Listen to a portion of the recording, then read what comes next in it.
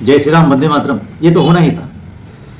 पहले भी एक समय में, चाणक्य के समय में, रिपुदमन ने कहा था कि शरणार्थियों को भारत भूमि में शरण देना बहुत बड़ा अपराध है, और अगर इनको हम शरण देते हैं तो कल को हमारे लिए ये लोग खतरे बनेंगे और अपने अधिकारों की बात करेंगे, और अधिकार के नाम पर हमारी ज़मीन और हमारे घर, हमारी संपत्ति और हमारे जो भी संवैधानिक अधिकार हैं या जो भी हमारा भूमि है उस पर कब्जे की बात करेंगे, जिहाद करेंगे। जैसे अफगानिस्तान में हुआ, पंडित नंदराम टीकू साहब थे। पंडित नंदराम टीकू साहब ने घुसपैठियों को शरण दिया, शरणार्थियों को शरण दिया, और पंडित नंदराम टीकू वहाँ के प्रधानमंत्री थे 1805 ईस्वी में। लेकिन वही जो उन्होंने दया करके, दया दिखाई और शरण दिया, पाला पोसा, वो लोग रिप्रोडक्शन करे, जनसंख्या बढ़ाए, और अपना जो अफगानिस्तान जो बना, तो पहले ये था, वहाँ पे महाभारत हुई थी, ये जम्मू द्वीप का हिस्सा, अखंड भारत का हिस्सा आर्यावर्त ही था द्वापर काल में, चाहे अभी कलयुग में भी। तो ये हमारा, ये आप लोगों को मैं पूर्व के वीडियो में भी बता चुका हूँ कि जम्मू द्वीपे भारत खंडे, जम्मू द्वीपे आर्यावर्त भारत खंडे, ये अखंड भारत है हमारा, ये राम की नगरी है, राम पूरे एशिया में राज करते थे, और 25 टुकड़े कर दिए इन जिहादियों ने। तो ये तो होना ही था। और आज जो वंदे मातरम को लेकर के ये सब लगातार बोल रहे हैं कि हम वंदे मातरम नहीं गाएंगे, और ना ही वंदे मातरम कहेंगे, और ना ही हम तिरंगे के सामने अपना शीश झुकाएंगे, क्योंकि ये कुफ्र है और कुफ्र काफिर करते हैं। ये तो होना ही था। और यहाँ के हमारे जो पढ़े लिखे बुद्धिजीवी लोग हैं, कलमकार लोग हैं, या हमारे जुडिशियल व्यवस्था में, प्रशासनिक व्यवस्था में है, पुलिस व्यवस्था में है, न्यायिक व्यवस्था में, तो कोई लोग समझने के लिए तैयार नहीं है। वो लोग वही मैकाले की शिक्षा और पद्धति को अपनाते हुए और सनातनी की रक्षा भी नहीं करते हैं, और जो देश हित राष्ट्र की बात करता है उसकी बात ही नहीं करते। वो मैकाले वाली शिक्षा को ही ज़्यादा प्रमोट करते हैं, और जो लड़कियां जो है सिगरेट पी रही हैं, दारू पी रही हैं, सब कुछ कर रही हैं, उनको ही ज़्यादा सपोर्ट करते हैं हमारे पुलिस अधिकारी भी, चाहे प्रशासनिक अधिकारी भी। तो वो कुछ व्यवस्थाएं हैं। महिला सशक्तिकरण के नाम पर आजकल पूरा 112 नंबर की जो है ट्रेनिंग दी जा रही है, नोडल अधिकारी जा रहे हैं, चाहे 1076 की बात हो रही है, चाहे 1090 की बात हो रही है, तो मजबूत बनाया जा रहा है। लेकिन मैकाले शिक्षा वाली लड़कियां जो है, क्या ये देश को चला पाएंगे? भाई दारू पी रही हैं, सिगरेट पी रही है, जिहादी पिला रहे हैं, और प्री प्लान्ड वे से ये सब कार्य कर रहे हैं, बहन बेटियों को अपने में शामिल करते जा रहे हैं। और देखा जाए तो रोजाना 5000 बेटियां भारत से गायब हो रही हैं। लव जिहाद, ड्रग जिहाद और नशा जिहाद आदि बनाया जा रहा है। मातृभूमि से अपने प्यार नहीं करती है, ना सनातन धर्म को प्यार करती है, ना अपने मम्मी पापा को प्रणाम, या नैतिक शिक्षा तो रही नहीं, ना गुरुकुल शिक्षा रही, इसी कारण ये सब चीज़ें हो रही हैं। तो ये तो होना ही था। अब वंदे मातरम की अगर बात करी जाए तो ये तो कुफ्र है। अब वो सजदा शीश झुकाएंगे, तो भैया ये बताओ, आप लोग स्वयं, हमारे सुन्नत के सुन्नी लोग सुनकर के हुए मुसलमान, यही करबला कांड भी हुआ था। तो करबला कांड में इमाम हुसैन साहब थे और हमारे मोहम्मद सल्लल्लाहु अलैहि वसल्लम साहब थे, दोनों भाई थे। ये बताइए कि आप स्वयं पढ़े होंगे, जाने होंगे करबला कांड की सच्चाई, कि करबला कांड कैसे हुआ, और सिया सुन्नी मतलब दोनों भाई थे। और ये जो सुन्नत की बात जो सुन के ईमान लाए, तो वो सुन्नी हो गए हैं। जो मोहम्मद सल्लल्लाहु की औलादे हैं, जो भाई 4 बीबी 40 बच्चे रखते हैं, या जो खेत होता है, बंजर भूमि होती है, तो वो अनुपयोगी हो जाता है, तो फिर नया खेत ले लेते हैं। तो वैसे ही ये सब शादियाँ करते हैं, एक समय बाद 45 साल 48 साल बाद पीरियड बंद हो जाता है, अपनी कोई बिटिया तैयार हो जाती है, उनसे शादी भी कर लेते हैं। और अभी जल्दी का ही मामला है कि एक मुस्लिम लड़का था, और इन लोगों के यहाँ तो कोई उम्र तो होती नहीं है, ना ही इन लोगों के यहाँ कोई कानून होता है। केवल कहते हैं कि हाँ, हमारा इस्लाम जो मौज का हब है ये बहुत पुराना है, और ये अभी 1400 वर्ष बहुत पुराना हो गया। हम लोग लाखों वर्षों से ये सनातन पृथ्वी चली आ रही है। तो ये जिहाद में जो मौज के हम में जो हिंदू भाई बहन बिटिया भी बहक रहे हैं, शिक्षा के कारण बहक रहे हैं, तो ये जो कन्वर्टेड मुस्लिम हो चुके हैं, यही हमारे हिंदुओं के लिए खतरा बने हुए हैं। अब वंदे मातरम नहीं गाएंगे, जो कि वंदे मातरम हमारे यहाँ जो था, सबसे पहले वंदे मातरम ही था। स्वतंत्रता सेनानी या स्वतंत्रता के लिए जो लड़ाई लड़े, वंदे मातरम, ये जय हिंद फौज की जो गठन हुआ, वंदे मातरम बंकिम चंद्र चटर्जी ने लिखा था 1870 ईस्वी में, और हर अधिवेशन में इसको गाया गया। लेकिन ये कांग्रेसी, जब देश कहा जाता है आज़ाद हो गया, और आज़ाद क्या, हमारा स्वयं का तंत्र है ही नहीं, एक कांग्रेसी जो 1885 ईस्वी में कांग्रेस लीग की स्थापना करी थी, और वही मुस्लिम लीग की स्थापना 1935 ईस्वी में हुई, जिन्ना के कार्यकाल में, जो देश का बंटवारा करना था।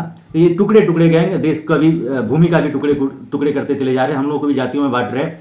हमारे भीष्म पितामह जो थे क्षत्रिय थे, वही वेद व्यास थे, उन्हीं के परिवार के, तो ब्राह्मण थे। हमारे यहाँ वर्ण व्यवस्था थी, जाति व्यवस्था थी नहीं। मान्यवर भाइयों, समझो आप लोग।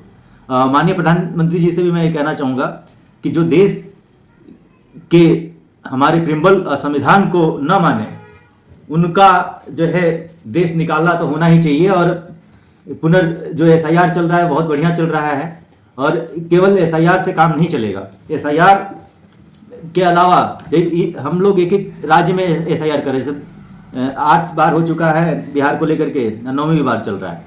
हम लोग पूरे भारत में SIR करें, जिसकी वजह से ये घुसपैठी है जो देश की, जो हमारे प्रियम्बल संविधान को नहीं मानता है। भाई संविधान हमारा ये जो है संशोधित कॉपी है, जो ये संविधान है संशोधित कॉपी है। जो इसको नहीं मानता है उसका देश निकाला जरूरी है, और जो यहाँ पर घुसपैठियों को बॉर्डर से शरण देता है, उनकी भी निगरानी करना बहुत आवश्यक है। और उसके लिए कोई ना कोई एक कानून बनाने की आवश्यकता है। क्योंकि जो बॉर्डर क्रॉस करके आते हैं, कैसे आते हैं, सुरंग बना के आते हैं, वहाँ पे भी खेला चलता है। 2000 रुपये 3000 रुपये रेट तय है कि घुसपैठिए आ जा रहे।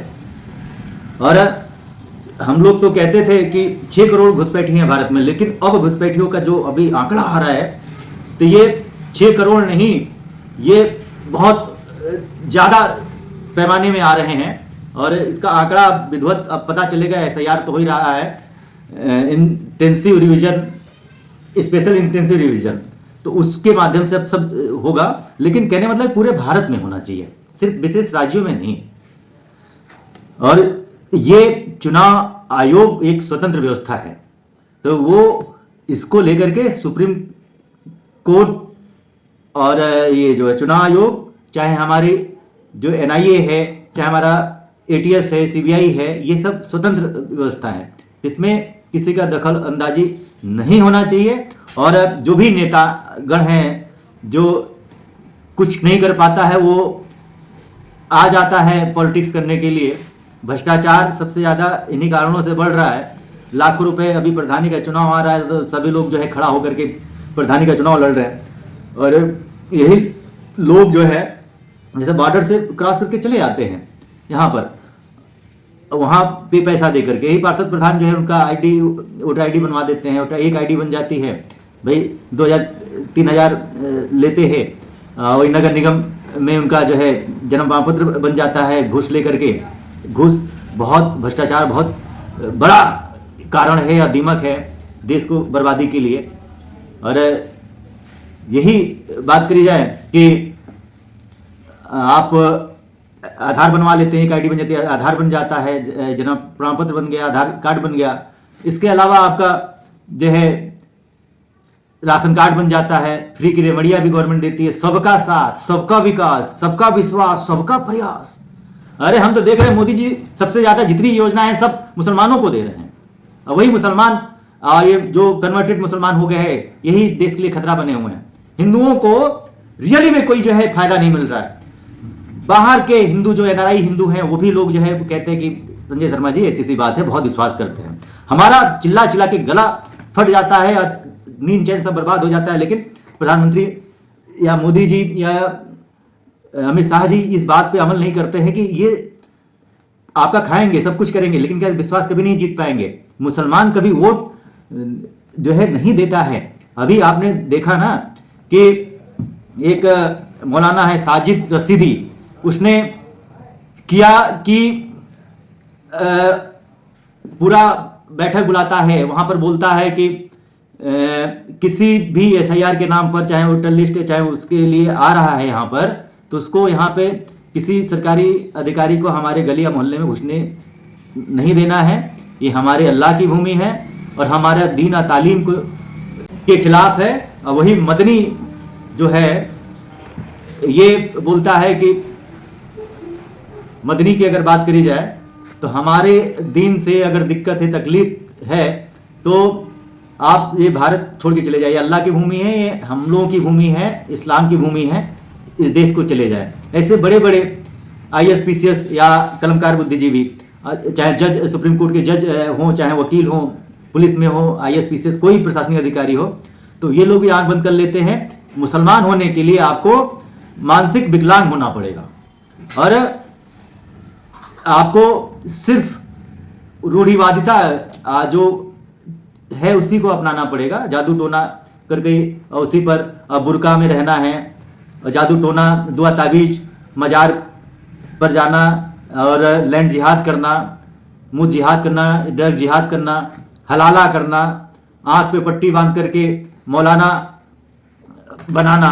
यानी कि नौरोज जो होता है इन लोगों के यहाँ, सिया के यहाँ भी होता है, सुन्नी के यहाँ होता है, मौलाना वही बनता है जो नौरोज का पैदाइश हो या हलाला की पैदाइश हो, नाजायज बाप की औलाद। अगर बाप अपनी बिटिया को पा जाता है वो भी जो है इनलीगल संबंध बनाता है, बेटा अगर अपनी माँ को पा जाता है वो भी अपने माँ के साथ संबंध बनाता है। और ऐसे ही मतलब उन लोगों क्या एक तरह से इकरारनामा होता है, निकाह होता है, कोई शादी भी नहीं होता है। भाई आप लोगों को बनाते हैं भाईचारा, भाईचारा। अरे तो पहले भाई बनाएंगे फिर तो चारा बनाएंगे खाने के लिए।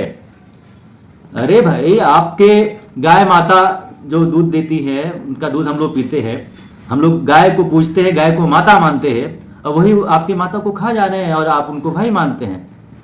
और यही कुछ बेवकूफ मानसिक विकलांग हिंदू कहते हैं कि नहीं सब मुसलमान एक जैसे नहीं होते हैं। अरे मुसलमान साले सब एक जैसे होते हैं, सारे के सारे एक जैसे होते हैं और वो सुन करके हो रहे हैं और मौज लेने के लिए हो रहे हैं, क्योंकि वहां पे ज्यादा सुख है। हम लोग यहाँ जैसे बहन को बहन मानते हैं, माँ को माँ मानते हैं, फूफा को फूफा मानते हैं और मामा को मामा मानते हैं, लेकिन उनके यहाँ सिर्फ वो लोग औरत को खेती समझते हैं, बच्चा पैदा करने के लिए एक साधन मनोरंजन समझते हैं।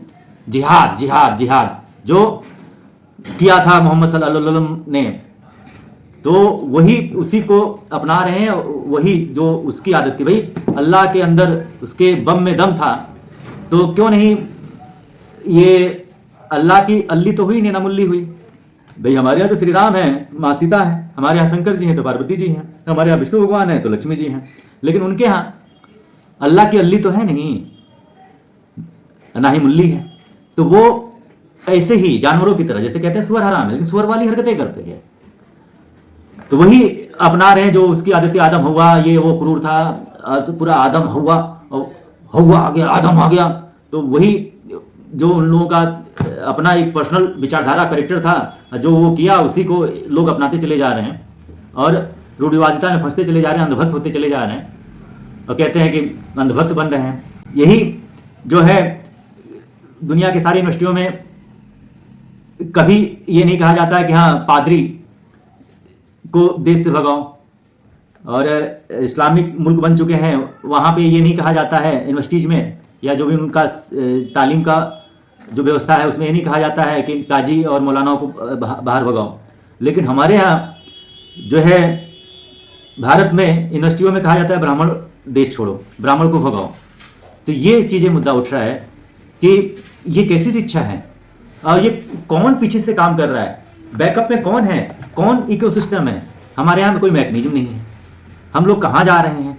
शिक्षा व्यवस्था हमारी महाघटिया है जो कि विदेशी है, हमारा स्वयं की शिक्षा व्यवस्था नहीं है। नालंदा विश्वविद्यालय को जला दिया गया। विक्रम संवत जो हमारा चलता है आज भी 2082वां संवत चल रहा है, 2083वां संवत आने वाला है। तो इन लोग तो हमसे भी वैसे संबंध वाइज पीछे हैं। 2025 चल रहा है, हम लोग 2082 80 82 83, लेकिन अभी लोग पीछे हैं। और ये उर्दू की अगर महीनों की बात करी जाए तो 1448 ऐसे कुछ हुआ वर्ष, तो 150 वर्ष, 1400 1450 वर्ष मान के चलो, 15 वर्ष भी नहीं हुआ, लेकिन कहते हैं कि हमारा पुराना मजहब है। ऐसे माइंड वॉश करते हैं बच्चों का, युवाओं का। बच्चे मिट्टी के बर्तन के समान होते हैं। तो वही हम आप लोगों को सारांश में बताना चाहेंगे कि जैसे एक वंदे मातरम गाना कुफ्र है, तो टीवी देखना कुफ्र नहीं है, हराम नहीं है, दारू पीना हराम नहीं है, लोन लेना हराम नहीं है, सूद खाना हराम नहीं है। और अपनी बेटियों को ये सब कहते हैं, स्कूटी पे चाहे मोटरसाइकिल पे दोनों तरफ टांग फैला के बैठना हराम है, कुफ्र है।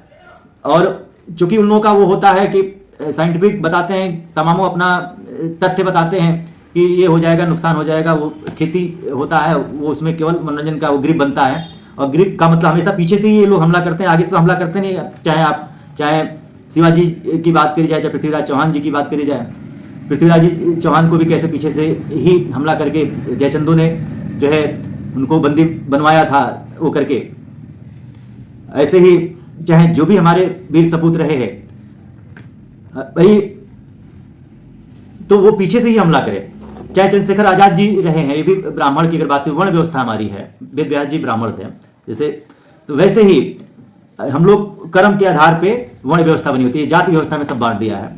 तो ये जो भारत के दोगले और शरणार्थियों का अब ये कहना है कि वंदे मातरम नहीं गाएंगे, ये कुफ्र है, और ना ही हम तिरंगे के सामने अपना शीश झुकाएंगे, क्योंकि ये काफिर करते हैं। इस्लाम के मानने वाले ने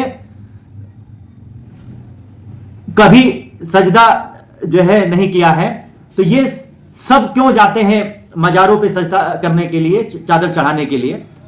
और उनसे मेरा ये सवाल है कि दारू पीना कुफ्र नहीं है, रंडीबाजी करना कुफ्र नहीं है, जींस पहनना कुफ्र नहीं है, टीवी देखना कुफ्र नहीं है, संगीत सुनना, म्यूजिक सुनना, बॉलीवुड ये जो आप अपना ड्रेसअप चेंज करके जाते हैं, हिंदू लड़कियों को आप लव जिहाद में फंसाते हैं, ये कुफ्र नहीं है। और आप लोग जो हलाला करते हैं या हलाला के नाम पे नंगा नाच करते हैं, तो ये कुफ्र नहीं है। बेटियों के आबरू के साथ खेलते हैं, क्या ये कुफ्र नहीं है? क्या कुरान ने इस बात की इजाजत दी है? नहीं दी है। सख्त मोनायत कहा गया है। और आप जो है यूट्यूब चैनलों से पैसा भी ले रहे हैं, यूट्यूब पे वीडियो भी बना रहे हैं और यूट्यूब से पैसा आ रहा है, तो ये कुफ्र नहीं है। और यूट्यूब पे आप वीडियो डालते हैं और टीवी देखते हैं, इंटरनेट यूज करते हैं, ये भी तो कुफ्र और हराम है। दारू पीना हराम है, जानबूझ कर हराम बना करते हो, गाय को काटते हो। भाई हमारे यहाँ अगर कहा जाए भारत में तो लोभी लालची लोग बहुत हैं। वैसे ही इस्लाम में सब बारीकियों को पढ़ करके उसने वो किया था और वो मोहम्मद सल्लल्लाहु अलैहि वसल्लम के अनुयायी बन गए। मोहम्मद सल्लल्लाहु अलैहि वसल्लम जो किया इमाम हुसैन के साथ की नमाज पढ़ते हुए, भाई करबला कांड हुआ ना, इमाम हुसैन को सीधे जो है वो नमाज पढ़ रहे, दोनों भाई नमाज पढ़ रहे थे। नमाज पढ़ते समय हम लोग हिंदू भाई, आप लोग देखते होंगे कभी हम लोग सामने से नहीं गुजरते, चलो ये सजदा कर रहा है, नमाज पढ़ रहा है, अपना पूजा पाठ कर रहा है, तो हम लोग कभी भी आगे से नहीं गुजरते। लेकिन उसने इमाम हुसैन का उसी समय जो है गला काट दिया था। और ये सब पीछे से या धोखे से ही हमला करते हैं, तो वो अपने को